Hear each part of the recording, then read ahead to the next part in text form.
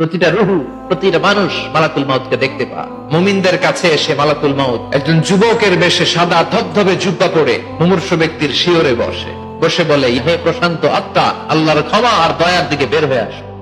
বলা মাত্রই মুমিনের আত্মাটা স্মুথলি বের হয়ে আসে। কাফান মিন আকফানিল জান্নাহ, হানুত মিন হানুতিল জান্নাহ, জান্নাত থেকে আনা সুগন্ধি কাফনের মধ্যে পেঁচিয়ে তিনি রূহটাকে নিয়ে আইলিনে চলে যায়। আর যারা ইসলাম বিরোধী, কোরআন বিরোধী, তাদের সামনে এসে মালাকুল মাউত ত্রাস সৃষ্টি করে। ভয়ে লোকটা কাঁপতে থাকে, দুর্গন্ধযুক্ত চেহারার দেহ নিয়ে ধমক দিয়ে বলে, হে পাপাত্তা, আল্লাহর রাগ, ক্রোধ আর গজবের দিকে বের হয়ে আয়।